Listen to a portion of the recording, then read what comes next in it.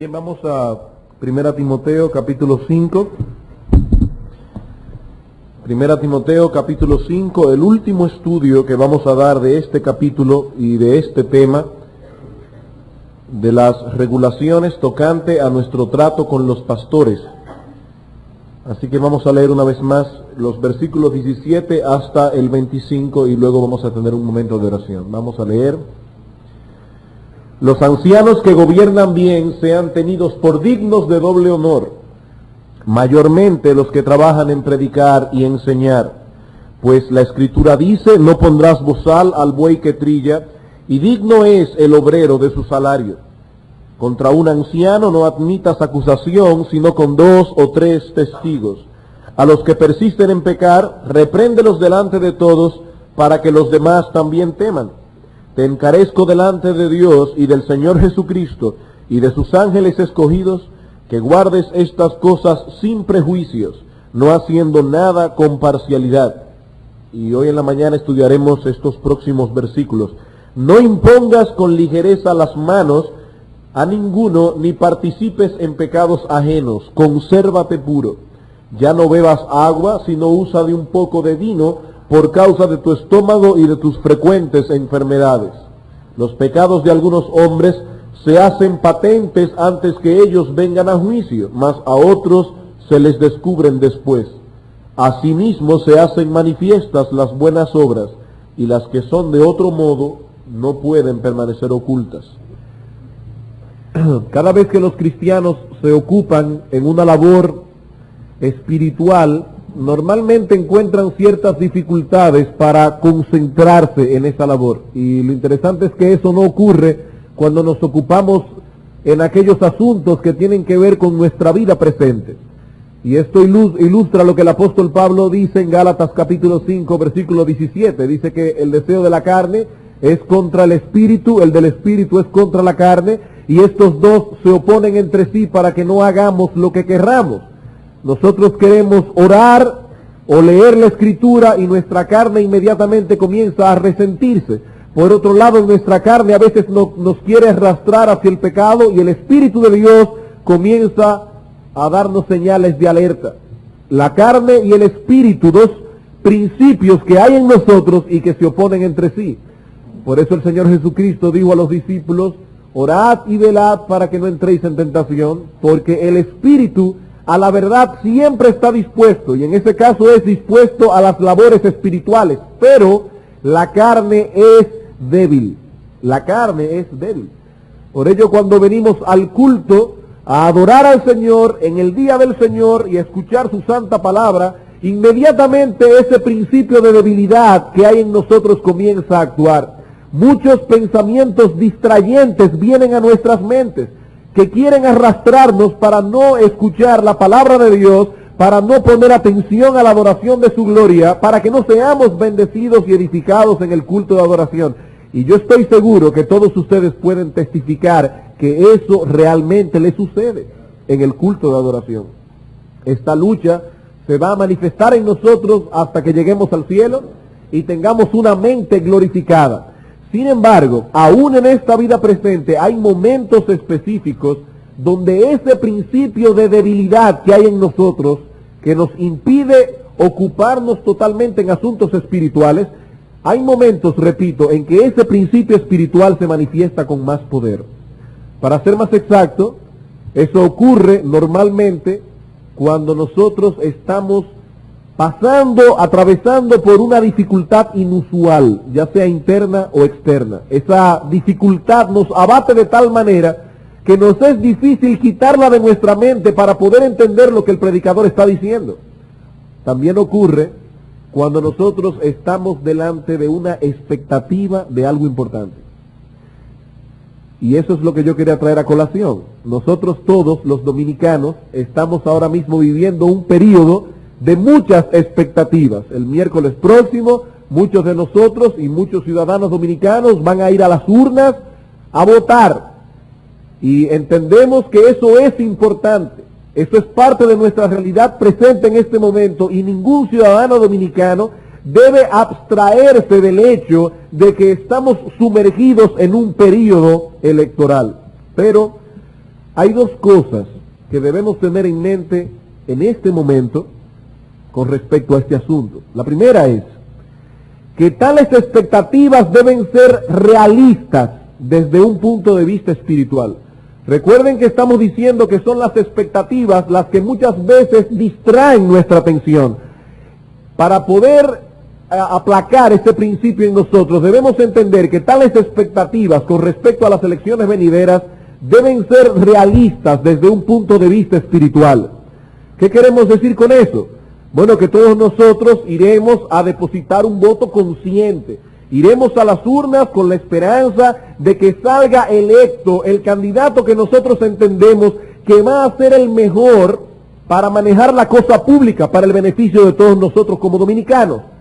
Pero debemos recordar que salga quien salga es un mero hombre, y que dice la Escritura, el que se gloría, gloríese en el Señor. Y por si alguien no comprendió perfectamente lo que ese principio implica, el apóstol Pablo dice más adelante, ninguno se gloríe en los hombres. Eso quiere decir, hermanos, que nosotros vamos a ir a las urnas, pero cuidado con fanatizarnos, porque nosotros entendemos que cuando el Señor Jesucristo vuelva, Él traerá un reino de justicia, Él traerá un reino de paz, y eso lo veremos únicamente cuando el Señor Jesucristo tenga su trono entre los hombres y nosotros seamos glorificados.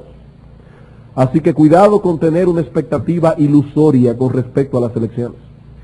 Un hermano que solamente hable en este tiempo de elecciones y que su mente solo esté ocupada en el periodo electoral próximo, es un hermano que manifiesta una expectativa desajustada con respecto a los líderes que vamos a elegir.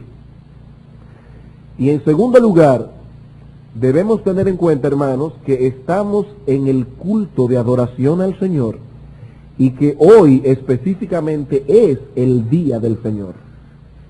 Y Satanás siempre, haya elecciones o no, tratará de que nuestros pensamientos por una razón u otra vuelen lejos del Señor. Y nosotros no podemos permitir que eso suceda en este día, porque este día está apartado en las Escrituras para dedicarlo a la adoración al Señor, a la meditación en su palabra y a los ejercicios espirituales. Esa advertencia no solamente a los mayores que están aquí, sino también a los jovencitos. Yo nunca había visto una campaña electoral donde los niños estén tan involucrados como en esta campaña. Y a veces uno oye a los hijos de uno hablando de política. Así que tenemos que decir a nuestros niños también que están aquí en el culto, mucho cuidado, este es el día del Señor. No es el día para pensar en tal o cual partido, no es el día para pensar en política, es el día para nosotros a pensar en el Señor y a leer su palabra. Y yo creo que es pertinente citar aquí las siguientes palabras de Spurgeon, el gran predicador, quien predicando en las proximidades de las elecciones en Inglaterra, él dijo lo siguiente: sobremanera conviene que en las horas de culto y en la casa de oración se separe la mente cuanto pueda de toda preocupación mundana. Es muy natural que los negocios, a pesar vuestro, de invadir el día de reposo, pero es nuestro negocio guardarlo, el día de reposo, de la invasión de los cuidados de nuestra vida temporal, como guardaríamos un oasis de la irrupción de la arena que lo sepultaría. El Señor nos da para olvidarnos de los problemas materiales y mundanos de esta vida presente y dedicarlo a pensar en el cielo. Y dice Spurgeon, debemos guardarlo como un oasis. Y sigue diciendo él, pero he comprendido que hoy, por las elecciones que se verificarán pronto, nos circundan condiciones para fijarnos en asuntos espirituales.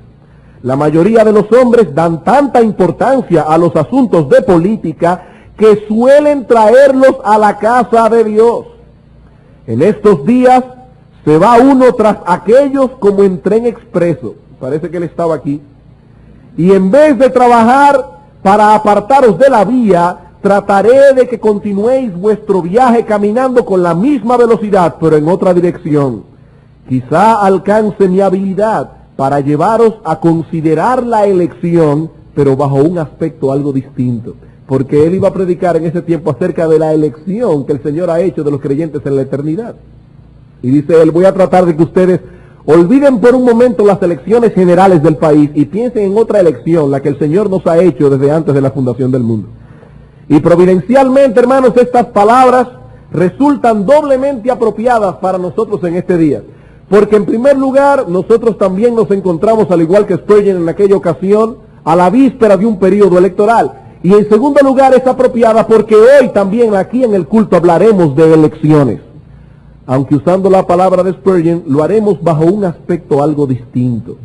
Debemos recordar que estamos tratando aquí sobre regulaciones tocante a nuestro trato con los pastores. En primer lugar, nosotros vimos en el primer punto algunas consideraciones generales tocante al ministerio pastoral. En segundo lugar, regulaciones tocante al salario de los pastores. En tercer lugar, la semana pasada vimos algunas regulaciones tocante a la disciplina a los pastores. Y hoy, finalmente, en cuarto lugar, veremos regulaciones tocante a la elección de los pastores. Regulaciones tocante a la elección de los pastores. O sea que hoy aquí hablaremos de elecciones, pero de otra manera. Hermanos, los hombres toman muy en serio, yo diría que a veces demasiado en serio, las elecciones de un país, porque son muchos los intereses envueltos en este asunto. No obstante, y sin restarle importancia a las elecciones generales de nuestro país, sin restarle importancia, podemos atrevernos a decir que la elección de los pastores en una iglesia reviste de una importancia mayor que las elecciones de un presidente en un país. Las elecciones en una iglesia de un pastor reviste de más importancia, de mucha más trascendencia que las elecciones de un presidente o de un congreso o de una sindicatura en un país. La iglesia es el cuerpo de Cristo. Ella y solo ella es el organismo a través del cual Jesucristo nuestro Señor se manifiesta en el mundo, manifiesta su presencia.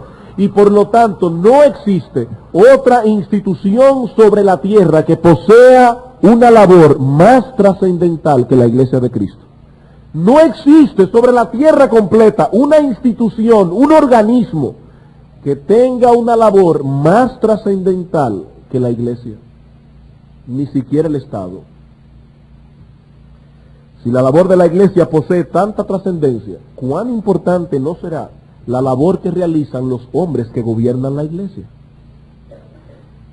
Y por la misma razón, ¿cuánto cuidado no ha de poner la iglesia a la hora de seleccionar a los hombres que van a ejercer ese oficio? El apóstol Pablo ha escrito en esta carta algunas regulaciones para el caso de la disciplina a un pastor. Y en una forma natural ahora trata sobre la elección de los pastores.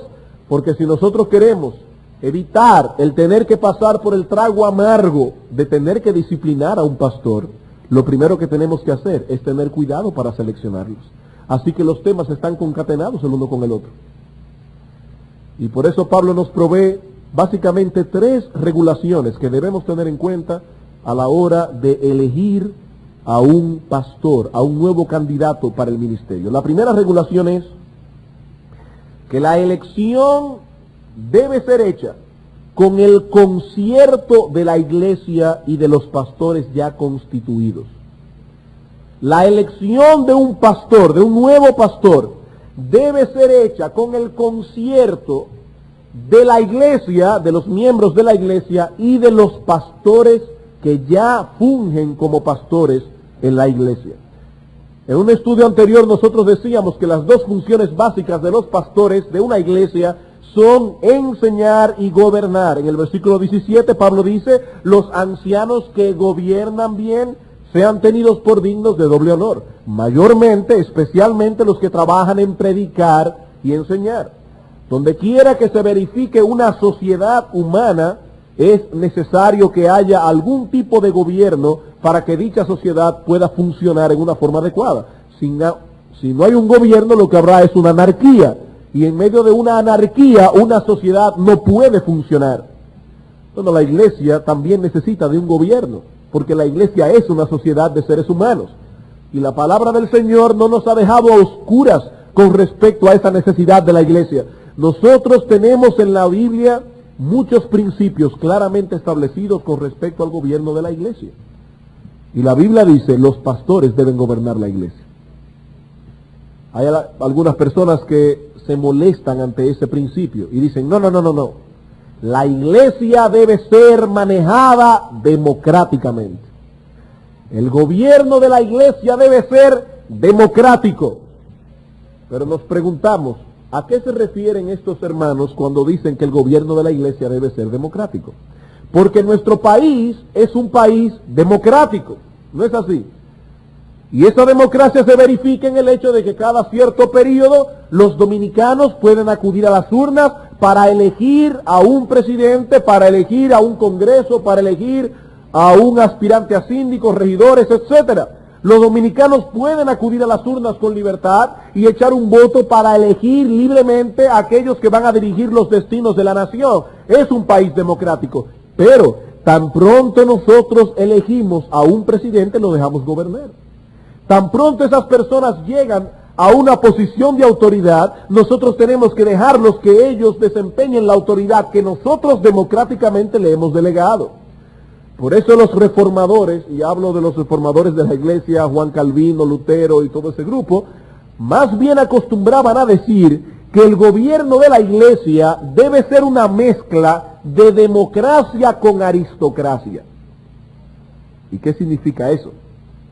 Tengo que aclarar que estamos usando la palabra aristocracia con el significado que esa palabra realmente posee. Porque nosotros cuando pensamos en aristocracia nos imaginamos a 2 o 3 personas de una buena posición social, una élite socioeconómica. Pero eso no es el significado de la palabra aristocracia. Esa palabra viene del griego aristos, que significa los mejores o los más notables, y cracia, que viene de kratos, que significa gobierno.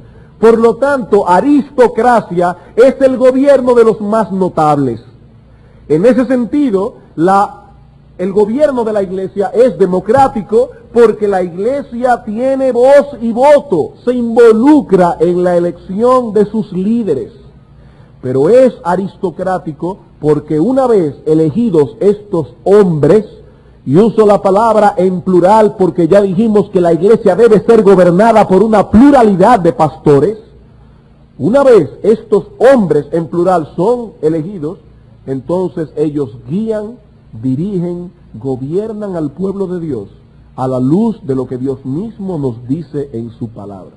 Es decir, que el gobierno de la iglesia es democrático y es aristocrático. Porque la iglesia se supone que va a elegir a los más notables, a los que estén más capacitados para llevar a cabo el gobierno de la iglesia, así que es aristocrático.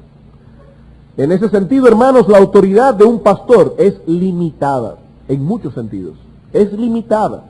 Es limitada primeramente porque aquí no podemos gobernar la iglesia como a nosotros nos parezca más conveniente, sino como Dios ha determinado en su palabra. Nosotros no podemos poner sobre la conciencia de ningún hermano de la iglesia nada que el Señor Jesucristo no imponga sobre ellos, porque nosotros somos simplemente administradores de los misterios de Dios. No podemos imponer sobre la iglesia nada que Jesucristo no haya impuesto primero. Así que es limitada nuestra autoridad. Aquí nosotros no somos señores de la grey. Esta iglesia no es nuestra. Si nosotros fuéramos señores de la grey, nosotros simplemente la manejaríamos a nuestro antojo, como a nosotros nos pareciera más conveniente, pero no tenemos derecho a hacer eso. Nuestra autoridad es limitada. Pero también es limitada por ustedes, hermanos. Es limitada por ustedes como iglesia. Porque un pastor no puede gobernar una iglesia a menos que la iglesia no crea en su generalidad que ese hombre está capacitado para gobernar. Es decir, que la iglesia debe involucrarse en la elección de sus pastores. Y más lejos aún, un pastor ya elegido que por una causa escritural y seria la iglesia comprenda que no debe continuar como pastor, ya ese pastor no posee la autoridad necesaria para continuar en ejercicio de sus labores.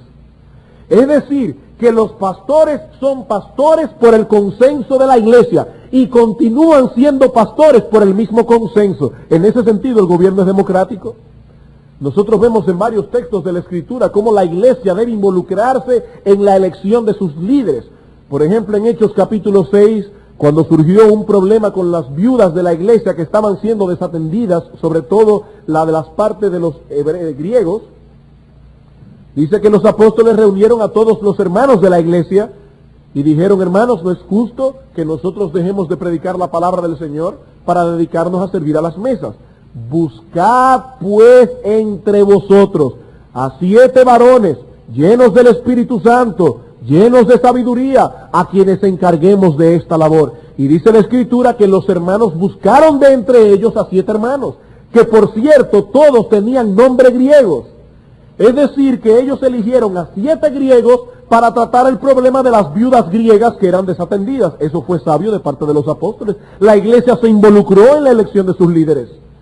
En Hechos capítulo 14, versículo 23, nos dice la Biblia que Pablo y Bernabé, recorriendo otra vez las iglesias que habían recorrido, constituyeron ancianos en cada iglesia. Y esa palabra constituyeron es una palabra griega compuesta que significa levantar las manos. Es decir, que ellos no simplemente le dijeron a la iglesia: este y aquel van a ser pastores. No. Ellos fueron los que dirigieron la elección de parte de la iglesia. Ellos estuvieron allí dirigiendo a los hermanos en una elección que fue a mano alzada. Es decir, que la iglesia se involucró en la elección de sus líderes. Sin embargo, hermanos, vamos a nuestro texto otra vez. Nosotros vemos en nuestro texto que esta selección debe contar con la aprobación final de los pastores ya constituidos. ¿Y dónde vemos eso en nuestro texto? Bueno, ya vimos que la iglesia debe involucrarse en la elección de sus líderes. Sin embargo, dice aquí a Timoteo: no impongas con ligereza las manos a ninguno. Qué interesante. La iglesia debe involucrarse, pero Pablo le dice a Timoteo: tú cuídate de no imponer con ligereza las manos a ninguno. Porque la imposición de manos era la forma, la ceremonia que la iglesia primitiva utilizaba para poner a los hombres que iban a ocupar un oficio. Vamos a ver algunos textos para probar este punto que es muy importante. Hechos capítulo 6. Cuando un hombre iba a ser colocado en el oficio de diácono o de pastor, a ese hombre se le imponía las manos. Y esa imposición de mano quería decir que ese hombre estaba ya finalmente aprobado para ese oficio. Dice el apóstol, es Lucas aquí hablando, dice versículo 5: agradó la propuesta a toda la multitud y eligieron a Esteban, varón lleno de fe y del Espíritu Santo, a Felipe, a Prócoro, a Nicanor, a Timón, a Parmenas y a Nicolás, prosélito de Antioquía, a los cuales presentaron ante los apóstoles, quienes orando les impusieron las manos. Ellos buscaron de entre la multitud a 7 varones, pero ellos no fueron inmediatamente puestos en su oficio, no. Ellos fueron llevados a los apóstoles, quienes vieron quiénes eran, aprobaron la elección y manifestaron esa aprobación imponiendo las manos sobre los candidatos. Hechos capítulo 13. Hechos capítulo 13, versículo 1 al 3. Hermanos, aún el apóstol Pablo, que fue elegido desde antes de haber nacido en el vientre de su madre para ser apóstol de Jesucristo, Pablo tuvo que irse al ministerio con la aprobación de la iglesia. Aún el apóstol Pablo. Hechos capítulo 13, versículo 1 al 3. Había entonces en la iglesia que estaba en Antioquía profetas y maestros: Bernabé, Simón el que se llamaba Níger, Lucio de Cirene, Manaén el que se había criado junto con Herodes el tetrarca, y Saulo.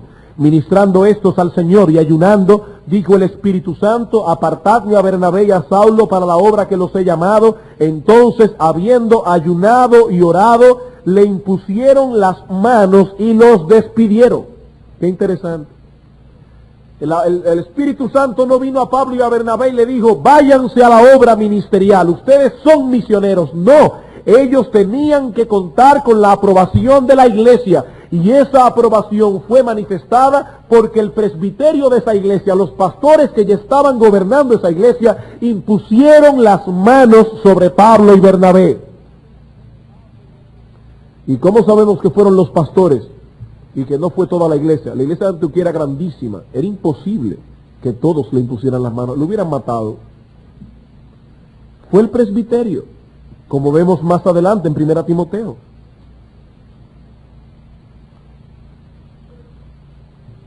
Primera Timoteo capítulo 4. Otro ejemplo muy interesante y muy revelador, porque aquí se nos está hablando de la ordenación de Timoteo, cuando Timoteo fue finalmente aprobado como misionero para irse con el apóstol Pablo. Pablo tenía suficiente visión ministerial para decir, este joven me conviene, pero Pablo no hizo eso. Pablo sometió a Timoteo al escrutinio de la iglesia y los pastores de la iglesia tuvieron que dar su aprobación para que Timoteo se fuera a las misiones. Dice Pablo en 4:14, 1 Timoteo, no descuides el don que hay en ti, que te fue dado mediante profecía con la imposición de las manos del presbiterio. Los pastores de la iglesia en Listra y en Derbe tuvieron que dar su aprobación para que Timoteo se fuese a la obra del Señor. Ahora yo me pregunto, hermanos, si los pastores de la iglesia tienen que atarse de manos a la selección que la iglesia haga, entonces ¿para qué Pablo le dice a Timoteo, no impongas con ligereza las manos? Si Timoteo estaba obligado a aceptar la selección que la iglesia ya había hecho, esas palabras están de más. Sin embargo, cuando Pablo le dice, Timoteo, no impongas con ligereza las manos, está diciendo, implicando con ello, que Timoteo todavía como pastor en Éfeso tenía una palabra final con respecto a ese candidato. Por eso dice Juan Calvino, en sus instituciones, vemos pues que es legítima la vocación de los ministros cuando las personas idóneas son elegidas por el consentimiento y aprobación del pueblo. Por el consentimiento y aprobación del pueblo. Por lo demás, los pastores deben presidir la elección a fin de que el pueblo no proceda a la ligera. Dios está tratando de poner filtros a cada candidato para que si llega al ministerio estén seguros de que ese hombre fue llamado por Dios. Un hombre no puede ser constituido pastor a menos que una generalidad de la iglesia no lo esté viendo a él como pastor. Porque si un hermano nadie le ha visto dones, ni cualidades, ni involucración en la iglesia, es extraño que ese hombre haya sido llamado al ministerio si nadie está dando cuenta. Por otra parte, los pastores deben dar su aprobación final para ese hombre. Y eso es un filtro. Por tanto, hermanos, la primera regulación que debemos tener en cuenta en este asunto es que la elección debe ser hecha con el concierto de la iglesia y de los pastores ya constituidos. Y este principio indirectamente pone ciertas cargas sobre nosotros como iglesia, aun cuando no estemos en periodo de elecciones de pastores, no de elecciones de la otra, sino de pastores.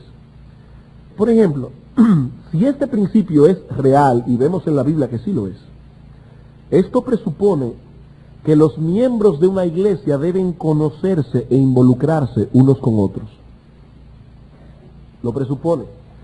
Si un hermano no se involucra en la vida de la iglesia y en él no se verifica un crecimiento, una ampliación del espectro de sus amistades dentro de la iglesia, tal hermano no solo está manifestando un estancamiento en su fe, sino que al mismo tiempo está incapacitado para servir en unas elecciones eclesiásticas.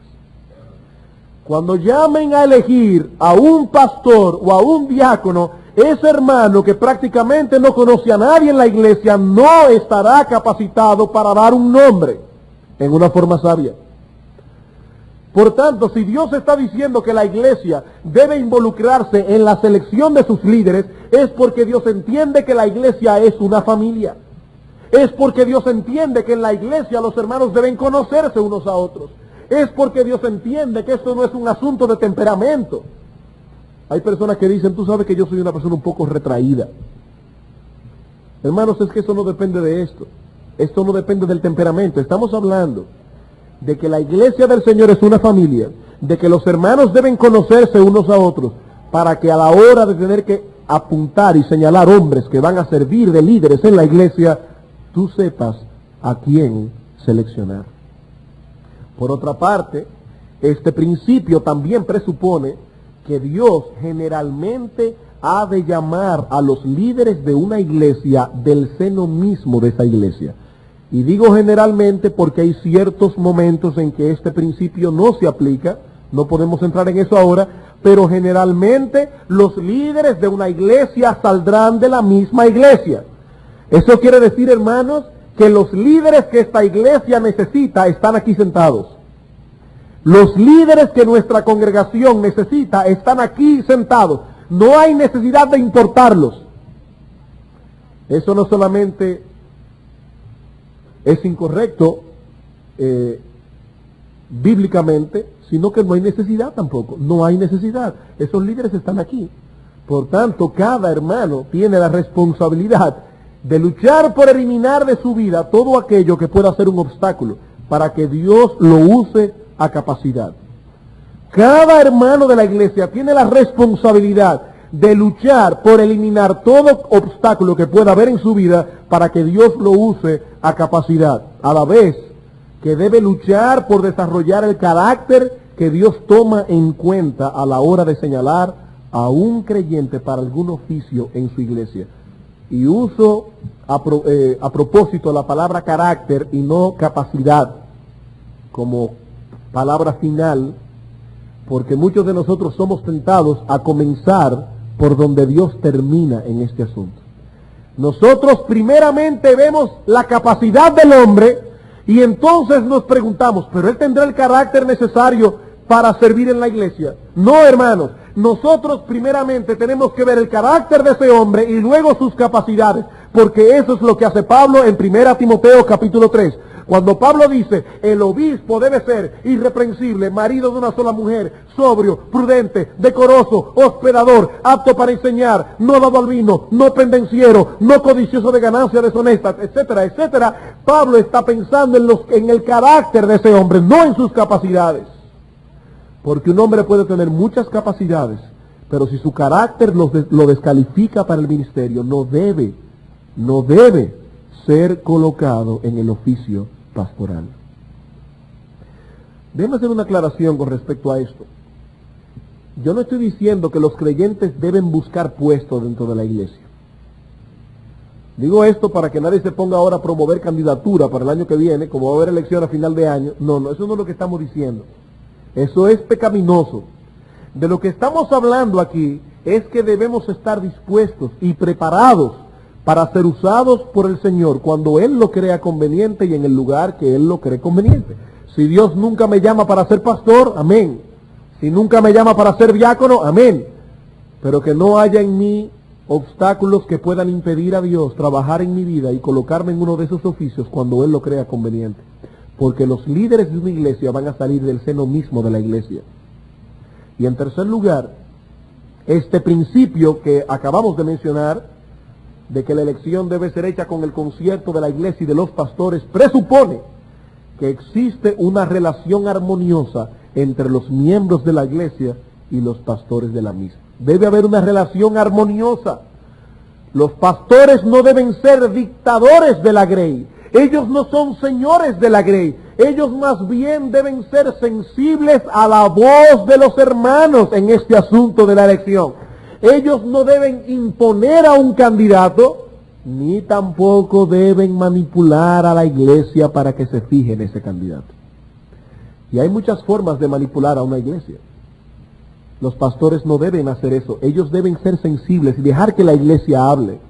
Primero, sin imponer un candidato, sin manipular la conciencia de los hermanos en este asunto.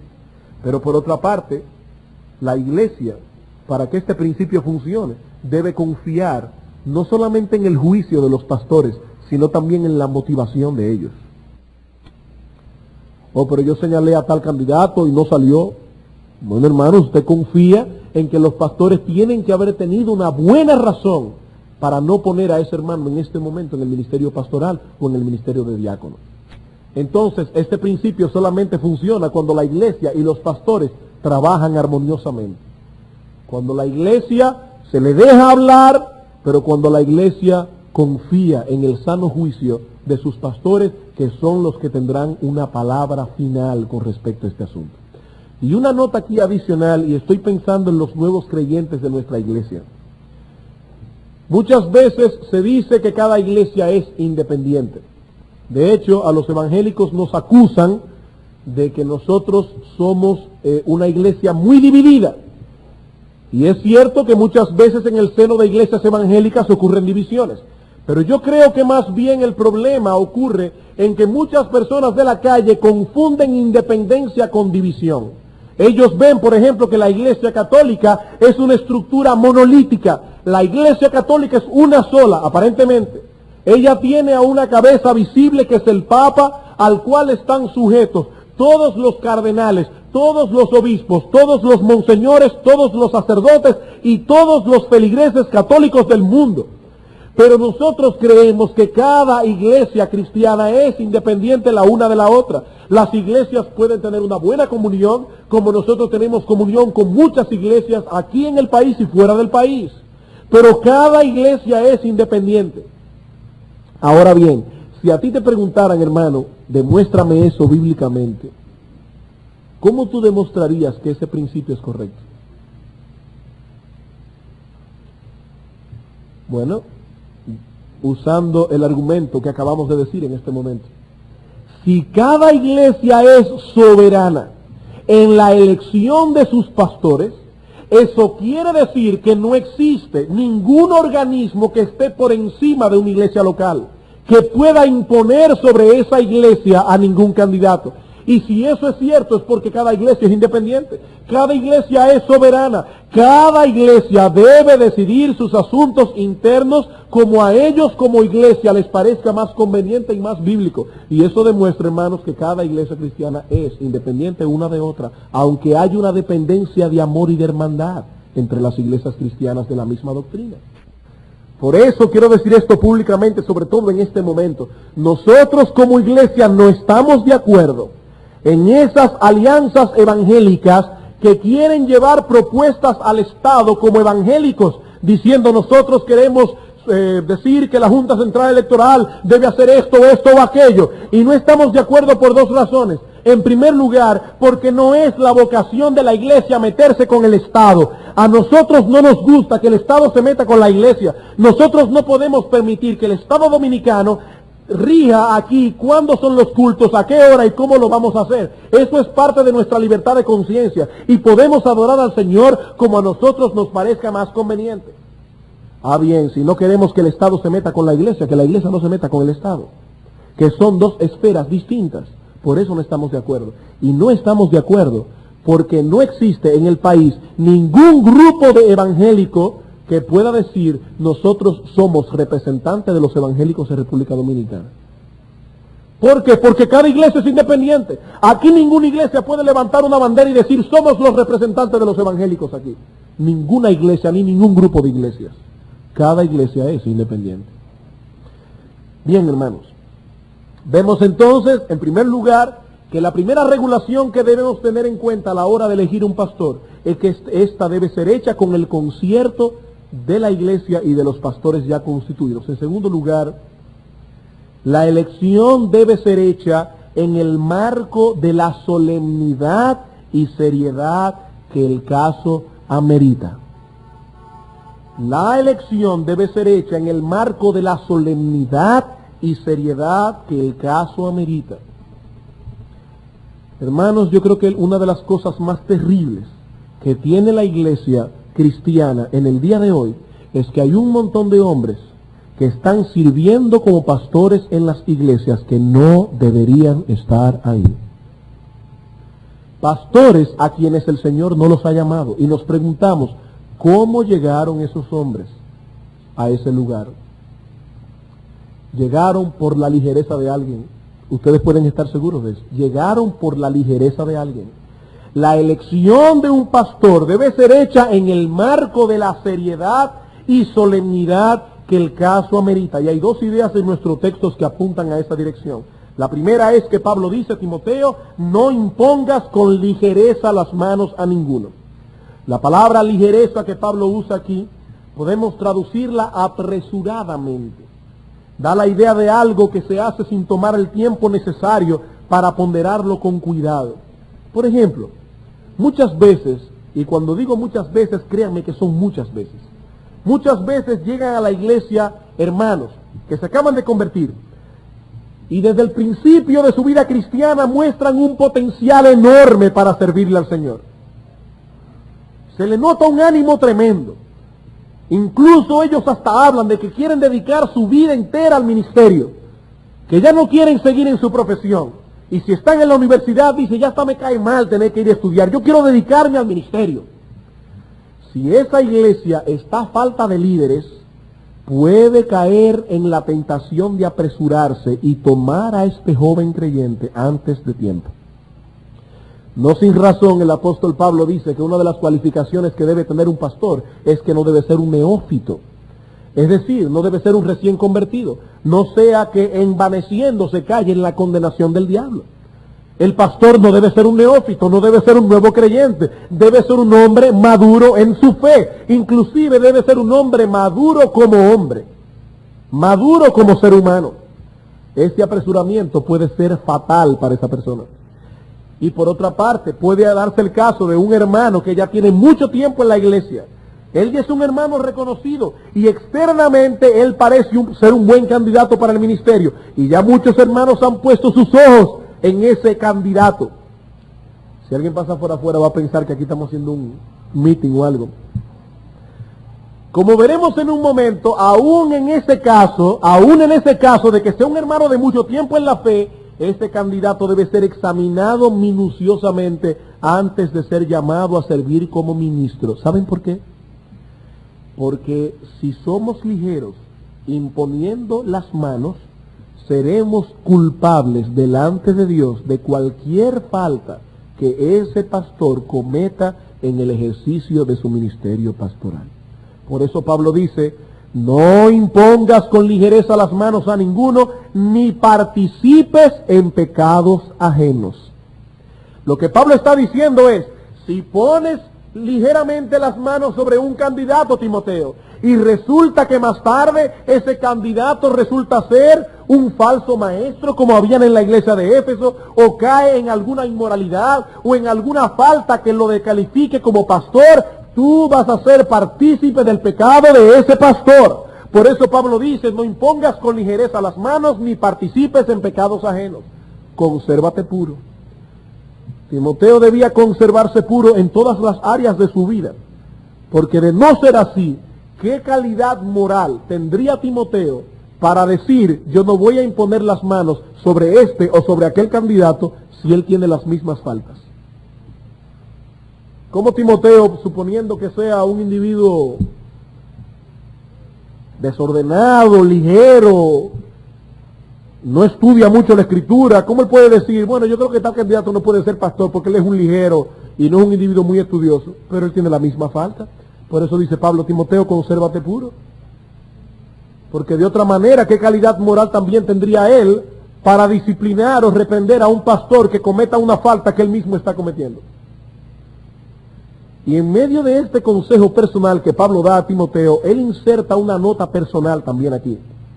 Es la del versículo 23, que no tiene que ver exactamente con la elección, pero parece que Pablo, al decirle a Timoteo, Timoteo, consérvate puro, inmediatamente pensó en Timoteo de otra forma y le dijo, ya no bebas agua, sino usa de un poco de vino por causa de tu estómago y de tus frecuentes enfermedades.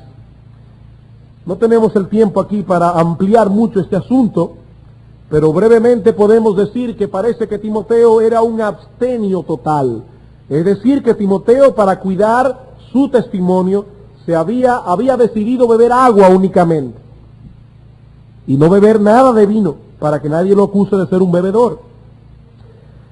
Resulta que Timoteo era un hombre enfermizo, y Pablo aprovecha el contexto para aconsejar a Timoteo que ya no bebiera agua únicamente, sino que utilizara de un poco de vino por causa de su estómago y de sus frecuentes enfermedades.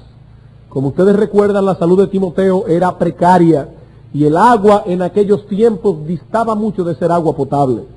Distaba mucho de ser agua potable. Y por esa razón, Pablo le dice a Timoteo, si bebes agua únicamente te estás exponiendo tu salud. Más bien deberías beber un poco de vino como una bebida medicinal.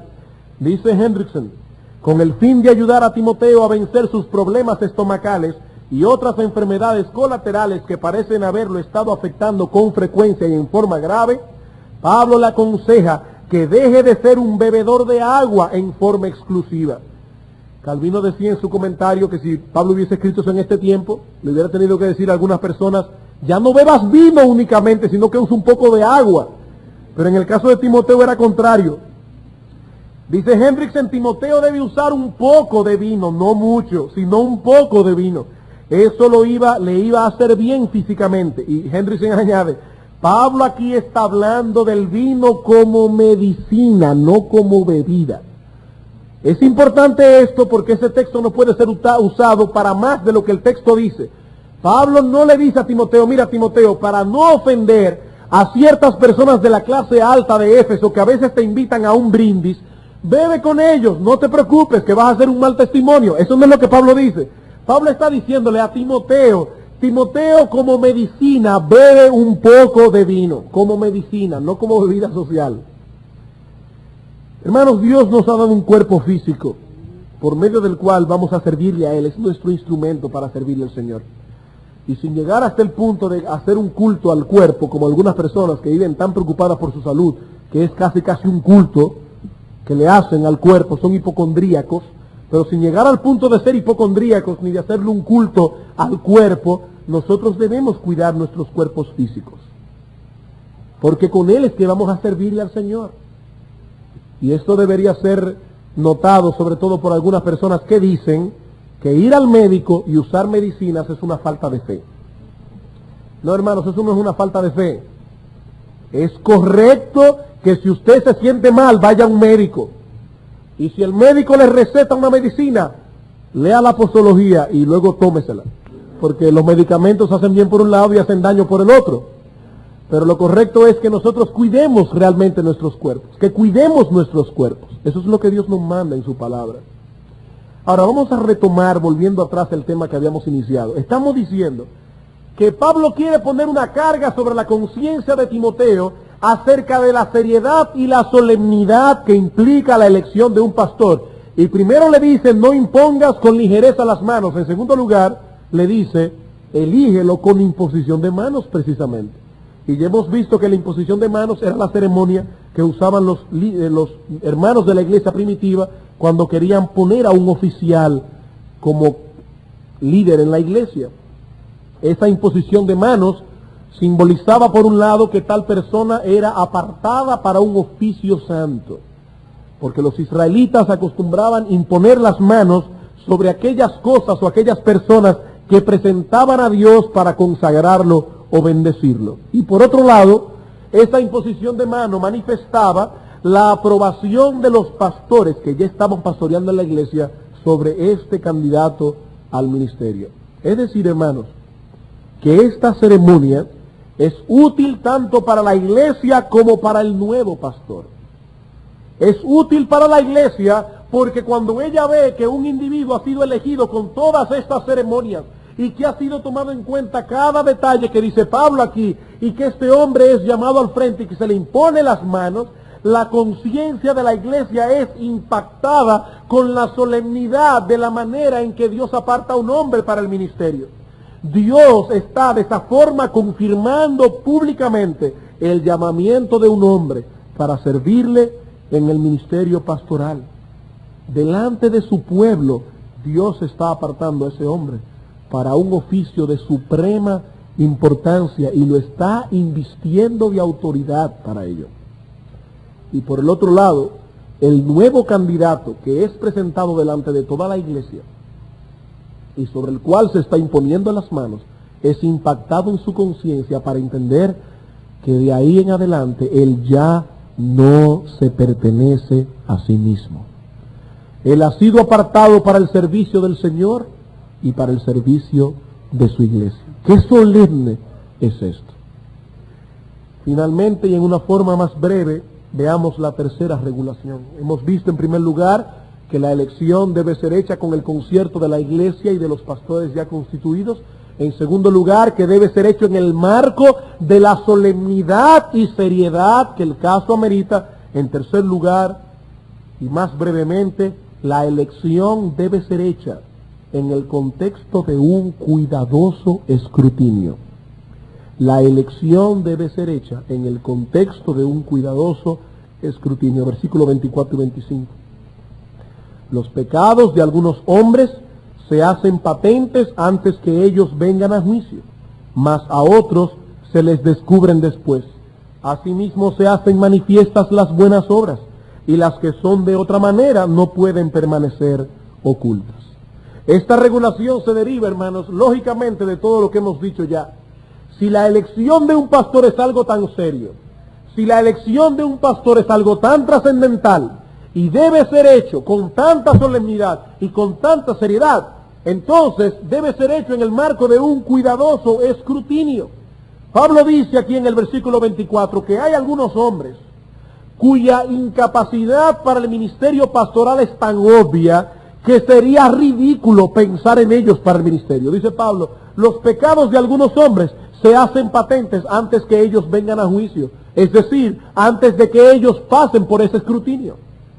Hay hombres que uno desde que lo ve a vuelo de pájaro, uno dice, no, es que ese individuo no puede ser pastor, yo no tengo ni que averiguar mucho. Obviamente tal o cual hermano no puede ser pastor de la iglesia, porque hay hermanos que se les nota claramente su incapacidad para el ministerio. Sus pecados se hacen patentes, su falta de crecimiento, su falta de madurez, su falta de sabiduría. Pero no siempre es así. No siempre es así. Hay hombres que parecen que son idóneos, pero tienen pecados ocultos que nadie conoce. Por eso Pablo dice, los pecados de algunos hombres se hacen patentes antes que ellos vengan a juicio, y está hablando de ese escrutinio que los pastores de la iglesia deben hacer de todo candidato que la iglesia proponga. Mas a otros se les descubren después. ¿Cuándo? Bueno, cuando a la iglesia masivamente, en la forma en que la iglesia lo determine, dice, fulano de tal debe ser candidato. Perfecto. ¿Qué deben hacer los pastores? Bueno, lo que hicimos aquí en la elección pasada. Los pastores nos dirigimos a las esposas de los candidatos que ustedes dijeron. Hermana, dinos cómo se comporta tu esposo aquí en la casa. Dinos qué tal él disciplina a los niños. Dinos de qué manera él se relaciona contigo. ¿Cuánto tiempo él te da a ti en su vida familiar? ¿Cómo es la cosa aquí en la casa? ¿Él es un individuo ordenado? ¿Él es un individuo disciplinado? ¿Cómo tú ves su crecimiento en la gracia? Desde que ustedes se convirtieron, ¿tú has visto crecimiento en esta persona? Etcétera, etcétera. Si ese hermano trabaja en el contexto donde hayan otros hermanos, nosotros fuimos a donde esos compañeros de trabajo, hermanos, estamos pensando en fulano para diácono o para pastor, queremos saber qué te parece. Y comenzamos a indagar, a hurgar en la vida de estos candidatos. ¿Por qué? Porque muchas veces hay cosas que solamente una esposa lo sabe, hay cosas que solamente los hijos lo saben. Y cuando uno comienza como pastor a investigar, a hurgar escrutinadoramente en la vida de estos hermanos, entonces sus pecados comienzan a manifestarse después. Y uno tiene que decir, no pueden ser pastores. O quizás no son cosas de pecado, pero uno puede decir, este no es el momento. Por otro lado, Timoteo no debía ver este asunto tan grande que dijera, bueno, pues entonces va a ser sumamente difícil para mí saber quiénes son los que van a ser elegidos como pastores. Pablo dice, no, Timoteo, no te preocupes, porque asimismo se hacen manifiestas las buenas obras. Hay hermanos a quienes uno le ve por encima de la ropa, eso no quiere decir que uno no vaya a investigar, pero uno le ve por encima de la ropa el crecimiento de este hermano. Uno le ve a este hermano las virtudes que lo adornan. Uno ha visto, ha sido testigo de la forma en que este hermano se ha desenvuelto en la iglesia desde su conversión hasta el día de hoy. Y uno dice, me parece que fulano es un buen candidato porque las buenas obras se hacen manifiestas.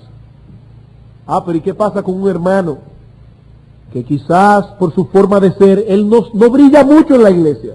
Tal vez las labores que él hace, él no las hace delante de nadie. Es un hermano dedicado a la oración, es un hermano piadoso. Pablo dice, y las que son de otra manera, está hablando de las mismas buenas obras, no pueden permanecer ocultas. Él está diciendo, hay hombres a quienes sus buenas obras son claramente manifiestas. Pero las que son de otra manera, es decir, que no son claramente manifiestas, pero que están en ese hombre, tarde o temprano saldrán a la luz. Cuando uno comienza a investigar en la vida de este hermano, como de hecho pasó aquí, quiero decirles en las elecciones pasadas, habían hermanos que nosotros no sabíamos que tenían tan alta estima dentro de la iglesia. Y cuando la iglesia comenzó a hablar, y cuando nosotros comenzamos a investigar por qué este hermano gozaba de tan alta estima, es porque este hermano en una forma silenciosa estaba sirviendo a un buen grupo de hermanos de la iglesia. Pero había otro grupo que no se había percatado de ello. Hay hermanos que dicen, definitivamente en la iglesia todavía no se han dado cuenta de la buena persona que soy yo. Claro, como yo hago las cosas muy calladamente, yo no me doy publicidad. Hermano, no te preocupes. Si Dios te ha llamado al ministerio y Dios te ha dado cualidades para servirles, dice la Escritura, tarde o temprano esas cualidades saldrán a la luz. Tarde o temprano Dios va a manifestar que esos hombres poseen el carácter y la capacidad para ser diácono o para ser pastor o cualquier otro oficio dentro de la iglesia, cualquier otra labor dentro de la iglesia. Bien, hermanos, como ustedes pueden ver, Dios le da mucha seriedad a todo lo que tiene que ver con su iglesia. Dios le da mucha seriedad a todo lo que tiene que ver con la iglesia.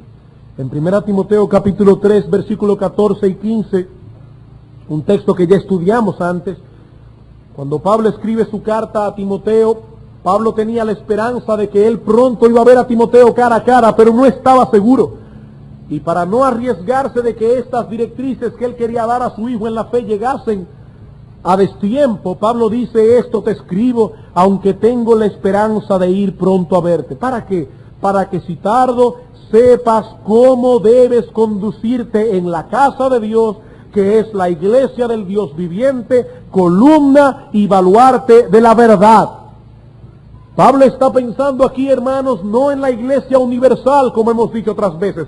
Pablo está pensando en la iglesia local, porque si fuese en la iglesia universal, él no podría darnos directrices de cómo comportarnos en esa iglesia. Pero Pablo está pensando en el grupo de creyentes que se reúnen en una localidad para adorar al Señor, escuchar la palabra del Señor. Y Pablo dice, Timoteo, te escribo esta carta, porque yo quiero que si tardo tú sepas cómo debes conducirte en la iglesia, porque esa iglesia no es otra cosa que la casa del Dios viviente y la columna y el baluarte de la verdad.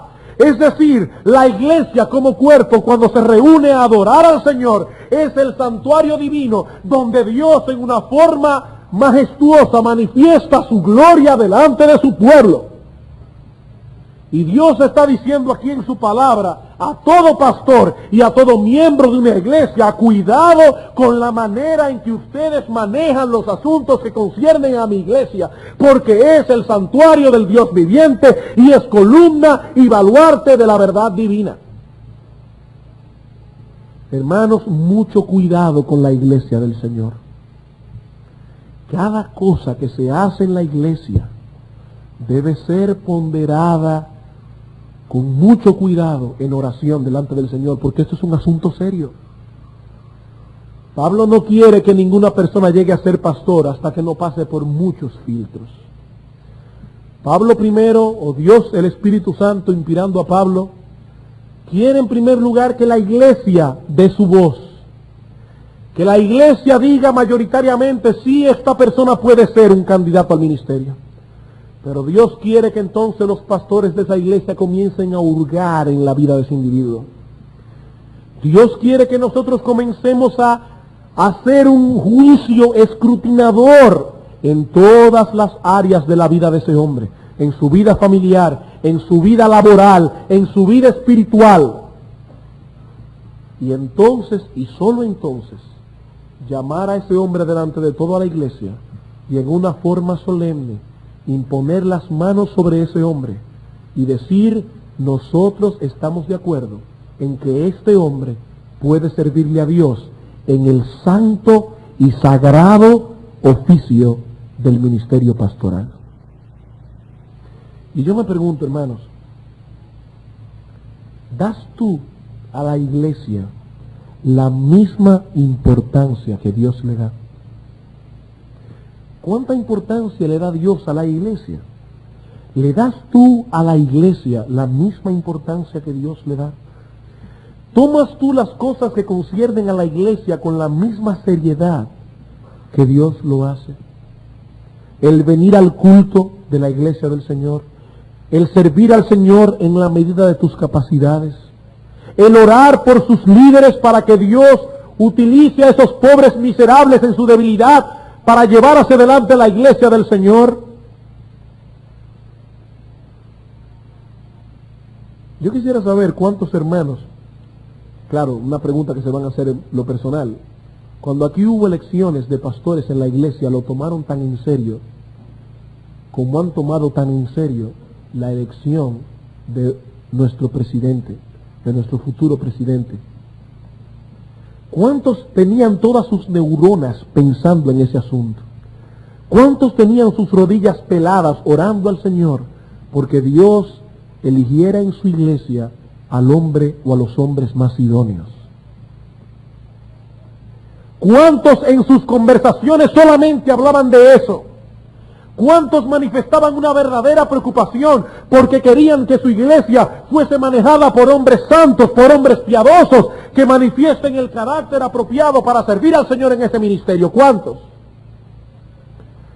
Hermanos, la elección de un pastor en la iglesia es 1000 veces más importante que la elección de un presidente en una nación, porque no hay, repito, como decíamos en la introducción, un organismo en el mundo que tenga una labor más trascendental que la labor que tiene la iglesia. La iglesia está llamada por el Señor a llevar hacia adelante el reino de Dios y a edificar a sus santos, y no hay en el mundo nada más trascendental que eso.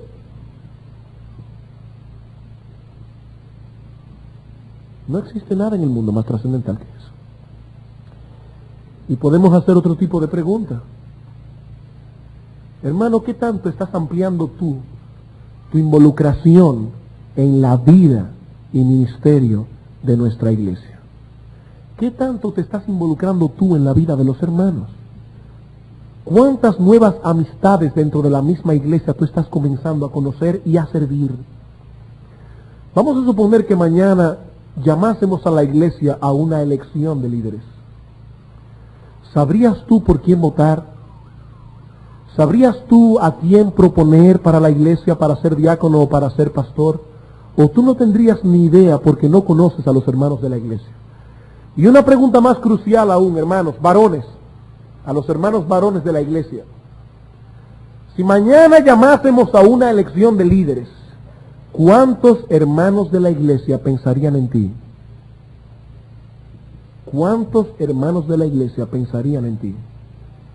Hermanos, pensemos en estas cosas y yo espero que el Señor, por encima de cualquier otra idea que pudo haber quedado en vuestras mentes, haya impactado nuestras conciencias con la importancia que Dios le da a su iglesia local. Vamos a orar. Soberano Señor, Rey de reyes, Señor de señores, queremos darte las gracias, oh Padre, por habernos dado el privilegio, el enorme privilegio, no solamente de haber sido salvados por Cristo, ya eso es demasiado. No solo, Señor, de haber sido llamados a tener comunión contigo, ya eso es mucho, sino que también nos has llamado a ser parte de tu iglesia, del glorioso cuerpo de nuestro Señor Jesucristo. Sabemos, oh Padre, que tu iglesia en esta tierra es imperfecta. Sabemos, oh Señor, que tu cuerpo en esta tierra, tu pueblo está lleno de debilidades y de errores. A veces, Señor, hacemos cosas que sirven de escarnio al nombre de Cristo. Pero es tu pueblo, Señor. Y te damos las gracias porque dice tu palabra que tú cuidas a tu pueblo como si fuera la niña de tus ojos. Padre, gracias por el enorme privilegio de poder servir en tu iglesia. Gracias por podernos reunir libremente en este día, adorarte como pueblo tuyo, como iglesia corporativamente, para darte a ti toda la honra, toda la gloria, la majestad y el poder que solamente a ti te corresponde, y para escuchar tu santa y bendita palabra. Ahora, Señor, queremos suplicarte que tú nos despidas a nuestros hogares en paz y que tu Espíritu Santo guarde nuestras mentes, sobre todo en este día, en medio de la dificultad que nos rodea por el próximo periodo electoral, para que nosotros no perdamos el tiempo en tonterías, sino que en el día de hoy nosotros podamos meditar en tu gloria. Bendícenos ahora, Señor. Llévanos en paz y con tu cuidado. Y el miércoles próximo, Señor, queremos poner una vez más este país en tus manos, para que tú manejes los destinos de esta nación y te apiades de nosotros. Que tú tengas de misericordia de nosotros y tú permitas, oh Señor, que aquel que en tu omnisciencia, porque nosotros somos falibles y tal vez el candidato que tengamos en mente y que creemos que es el mejor a nuestro juicio, tal vez no es el mejor, pero tú conoces, oh Señor, cuál puede ser el que más bien haga a nuestro pueblo. Por eso te pedimos, oh Señor, que actúes no con justicia, sino con misericordia. Danos, oh Dios, el presidente que tú creas, que tú sepas con certeza que va a beneficiarnos como comunidad, para que nosotros podamos continuar viviendo quieta, reposadamente en toda piedad y honestidad. Todas estas cosas te las pedimos en el precioso y glorioso nombre de nuestro Señor Jesucristo. Amén.